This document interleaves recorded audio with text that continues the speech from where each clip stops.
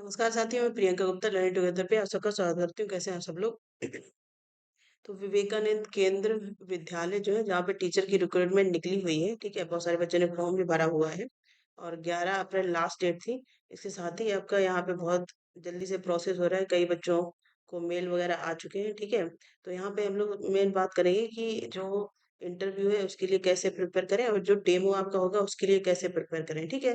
बाकी eligibility criteria वगैरह मैंने सब आपको बता दिया है, ठीक है। जिनको भी इंटरव्यू के लिए कॉल आया है तो वो यहाँ पे देख सकते हैं। तो सबसे पहले यहाँ तो बात करेंगे कि यहाँ पे मैं आपको ओवरऑल सारी चीजें बताऊंगी कि क्या क्या चीजें हैं, ठीक है। तो सबसे पहले है कि जैसे आप देख सकते हैं कि VKSPV, ठीक है। तो सबसे पहले तो इसका फुल फॉर्म ही आपको पता होना चाहिए। विवेकानंद केंद्रीय विद्यालय, ठीक है। केंद्र कन्याकुमारी एडमिनिस्ट्रेशन के हिसाब से यहाँ पे ये विद्यालय चलते हैं। इसके बाद यहाँ पे अबाउट अस में अगर हिस्ट्री में जाएंगे तो आप देख सकते हैं कि इनकी हिस्ट्री वगैरह क्या है। ये सारी चीजें यहाँ पे मतलब जो स्वामी विवेकानंद के थॉट है, उन्होंने क्या क्या चीजों पे बात की है, वो सब के बारे में तो आपको बहुत अच्छे से पता होना चाहिए, ठीक है। इसके बाद ये संस्था कब ओपन, जैसे यहाँ पे देखो आप देख सकते हैं स्वामी विवेकानंद की हिस्ट्री, मेडिटेशन वगैरह सब कुछ अच्छे से दिया गया है। तो ऑफिशियल वेबसाइट पे जाके ये सारी चीजें आप यहाँ पे अच्छे से पढ़ेंगे, क्योंकि यहाँ से क्वेश्चन आपके इंटरव्यू में जरूर पूछेगा, ठीक है। वही पूछेगा कि स्वामी विवेकानंद किस पे बात करते थे, तो man making and nation building पे, ठीक है। तो ये इंटरव्यू के क्वेश्चन सबसे ज्यादा तो यहीं से रहेंगे कि क्योंकि वो ये जानना चाहते हैं कि आप स्वामी विवेकानंद के विचारों पे कितने सहमत रहते हैं या कितने उनके बारे में जानते हैं।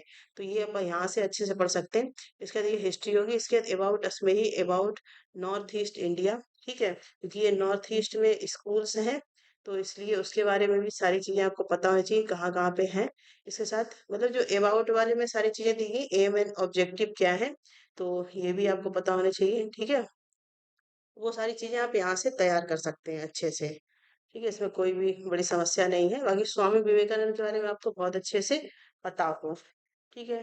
फिर यहाँ पे आप देख सकते हैं कि उनका क्वेश्चंस आएगा कि जो स्वामी विवेकानंद की होलिस्टिक एजुकेशन आपको किस प्रकार से प्रभावित करती है, कैसे इफेक्ट पड़ता है स्वामी विवेकानंद की जो टीचिंग्स हैं, एजुकेशन फिलॉसफी है उनकी, ठीक है, उसका आपके जीवन पे क्या प्रभाव पड़ता है। एजुकेशन जो उनकी फिलॉसफी रही है, ठीक है, उनकी बुक्स कौन कौन सी हैं, इन सब के बारे में आपको पता होना चाहिए।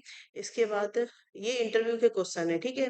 तो ये क्वेश्चन तो आपसे पूछे ही जाएंगे क्योंकि ये संस्था ही उन पे ही बेस्ड है। तो आपको समझ में आ गया होगा यहाँ पे बैकग्राउंड आपका इंस्टीट्यूट का, स्वामी विवेकानंद का, उनकी क्या टीचिंग्स हैं, वहाँ पे मैं लिख भी देती हूँ उनकी क्या क्या टीचिंग्स हैं। इसके साथ उनकी जो फेमस बुक्स हैं, उन्होंने कौन कौन से, जैसे रामकृष्ण परम हंस मिशन चलाया था, ठीक है, उनके गुरु कौन थे और कहाँ से बिलोंग करते हैं, ये सारी चीजें स्वामी विवेकानंद के बारे में आपको अच्छे से पता होना चाहिए, ठीक है। इसके बाद है कि आप प्रिपरेशन कैसे करेंगे, जैसे बैचलर्स डिग्री और टीचर सर्टिफिकेट, तो सारी चीजें होंगी इंटरव्यू के लिए। आपके सर्टिफिकेट वगैरह भी सारे होने चाहिए कंप्लीट। यहाँ पे उन्होंने बोला है कि जो अपेयरिंग में कैंडिडेट हैं वो भी यहाँ पे फॉर्म भर सकते हैं, लेकिन अपेयरिंग में, जैसे एक बच्चे का मुझे मैसेज आया था, उसने बीएड में एनरोल नहीं किया है लेकिन उसको फिर भी इंटरव्यू के लिए कॉल आया है। तो जो उनका नोटिफिकेशन आया था वहाँ पे लिखा था कि अपेयरिंग वाले भर सकते हैं, हो सकता है अगर उनको बीएड वाले कैंडिडेट ना मिले तो उनको रख ले, ठीक है। अदरवाइज आपका होना चाहिए। बाकी अगर आपको इंटरव्यू के लिए कॉल आया तो जरूर से जाइएगा, ठीक है। कुछ नहीं होगा तो एक्सपीरियंस तो होगा आपको कि कैसे कैसे चीजें होती हैं, ठीक है। और फिर यहाँ पे कि पैशन फॉर, वो आपसे क्वेश्चन करेंगे, आपको देखेंगे कि आप नेशनल बिल्डिंग के लिए आपके अंदर कितना पैशन है, आप अ, जो राष्ट्र है उसको कितना अहमियत देते हैं, ठीक है।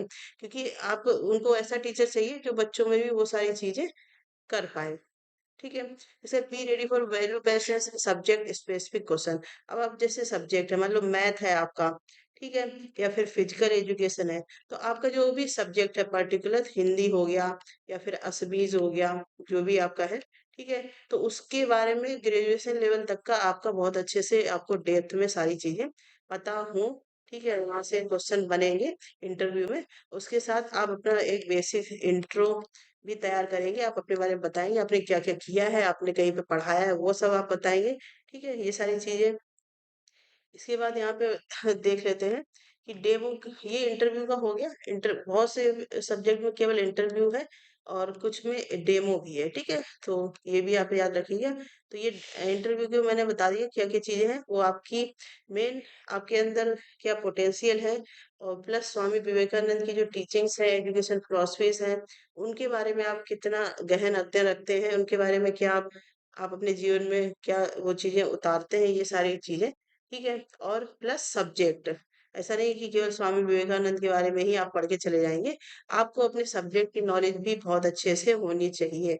कम से कम ग्रेजुएशन लेवल तक का तो आपको अच्छे से आना चाहिए, ठीक है। तो ये इंटरव्यू का हो गया। इसके बाद डेमो की अगर बात करें यहाँ पे, तो आप 2-3 डेमो तैयार कर लेना, ठीक है।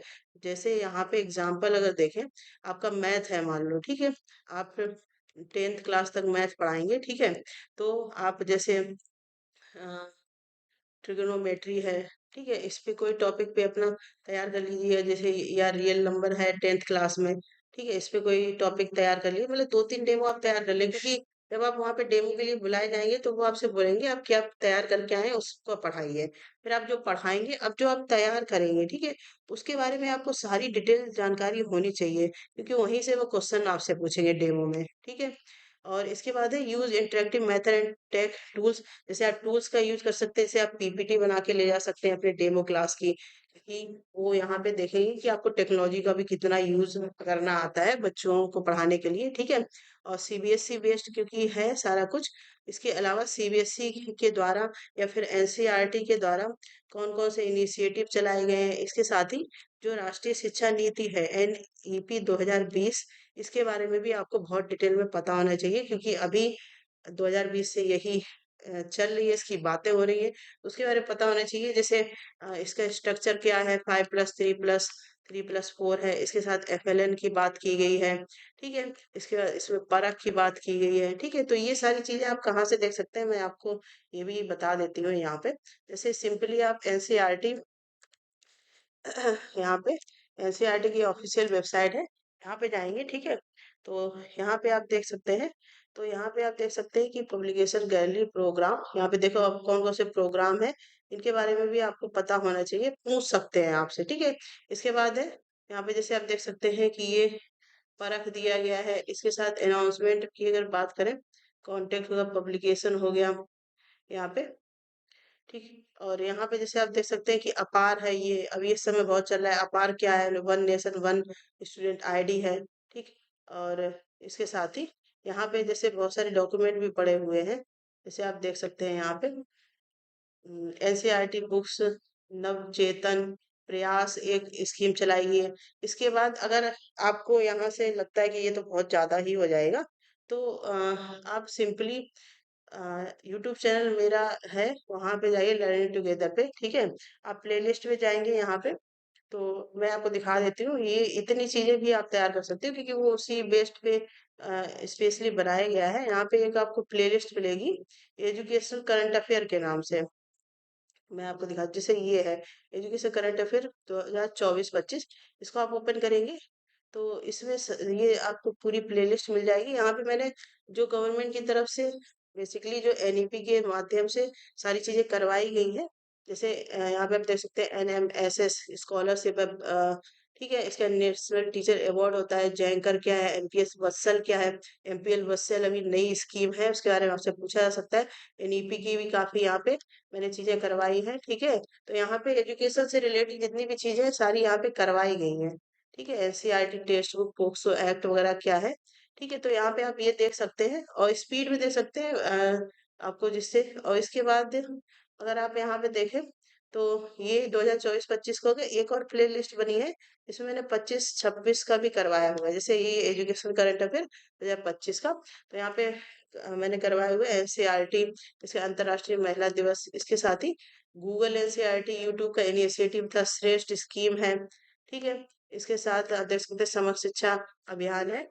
तो ये सारी चीजें आप यहाँ से देख सकते हैं। अदरवाइज सीबीएसई की जो वेबसाइट है, यहाँ से आप डिटेल में अगर और चीजें जानना चाहते हैं, कौन कौन से इनिशिएटिव चले, एनईपी, सिंपली आप एनईपी 2020 अगर सर्च करेंगे, ठीक है, पीडीएफ, तो यहाँ पे आपको सारा एनईपी का मिल जाएगा।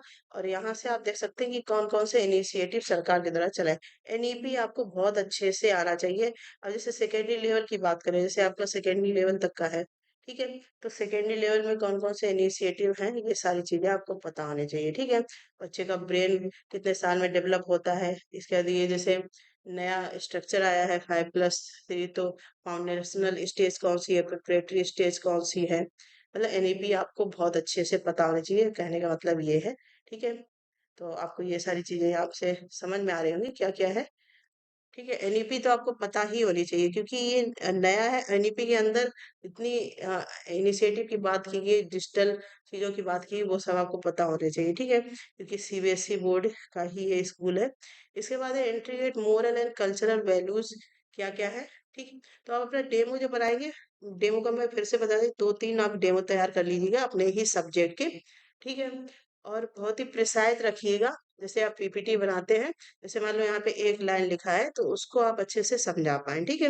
या जैसे मैथ वगैरह के, तो उसमें तो खैर जितनी चीजें हैं वही आप बता पाएंगे, और सारी चीजें आपको लिख के ही बतानी होंगी। बाकी आप इंटरेक्टिव, अगर वहाँ पे बोर्ड वगैरह है, पीपीटी इसलिए बना के ले जाओ कि अगर उन्होंने बोला कि डिजिटल बोर्ड पे पढ़ाना है, तो वो भी आपको चीजें यहाँ पे पता होनी चाहिए। ठीक है। तो ये चीजें समझ में आ गई होंगी। इसके बाद ऑफिशियल वेबसाइट पे भी और भी जो चीजें हैं वो आप देख सकते हैं। इसके बाद है कि जो विवेकानंद केंद्रीय विद्यालय है, उनका क्या मिशन है और वैल्यूज क्या क्या है, इनके बारे में आपको पता हो। ठीक है। इसके बाद हम लोग बात करेंगे यहाँ पे जैसे प्रैक्टिस विद मॉक इंटरव्यू। आप मॉक इंटरव्यू की खैर इतना टाइम नहीं है, लेकिन जितनी चीजें मैंने बताई हैं फिर से मैं आपको बता देती हूँ। एक तो आपको स्वामी विवेकानंद के बारे में बहुत अच्छे से पता होना चाहिए, वो आप ऑफिशियल वेबसाइट में दिखाई है, वहां से देख सकते हैं। प्लस दूसरा है एनईपी 2020 के बारे में आपको बहुत अच्छे से पता होना चाहिए। आप अपना एक अच्छा सा इंट्रो तैयार कर लें। ठीक है। जिसमें आप बता पाए क्या क्या चीजें हैं। इसके बाद आपको अपने सब्जेक्ट की नॉलेज बहुत डेप्थ में होनी चाहिए। ठीक है। पीपीटी वगैरह बना के ले जाए डेमो के लिए, 2-3 डेमो क्लास बना ले। ठीक है। तो उससे आपका हो जाएगा। बाकी और एनईपी आप एनईपी मैं बार बार इसलिए बोली हूँ क्योंकि इसमें से आप काफी चीजें तैयार हो जाएंगी। ठीक है। तो ये इंटरव्यू के क्वेश्चंस हो गए। और स्वामी विवेकानंद की क्या टीचिंग्स है, बुक्स कौन कौन सी उनकी बुक्स के बारे में पूछ सकते हैं। और पूछ सकते हैं कि आप इस संस्था से क्यों जुड़ना चाहते हैं। तो जब आप स्वामी विवेकानंद के बारे में पढ़ेंगे, तो आपको अपने से आइडिया लग जाएगा कि स्वामी विवेकानंद की क्या टीचिंग है, क्यों इस संस्था से जुड़ के क्या क्या लाभ होने वाला है, और आप संस्था से जुड़ के बच्चों को क्या लाभ पहुंचा सकते हैं। तो ये सारी चीजें हैं, आप तैयार कर सकते हैं इंटरव्यू के लिए और डेमो के लिए। ठीक है। तो उम्मीद है कि आपको सारे डाउट यहाँ पे क्लियर हो गए होंगे। फिर भी आपका कोई डाउट बचता है अगर, तो आप कमेंट सेक्शन में पूछ सकते हैं, मैं जरूर बताने की कोशिश करूंगी। और इसी प्रकार के अपडेट के लिए बने रहिए लर्निंग टुगेदर से।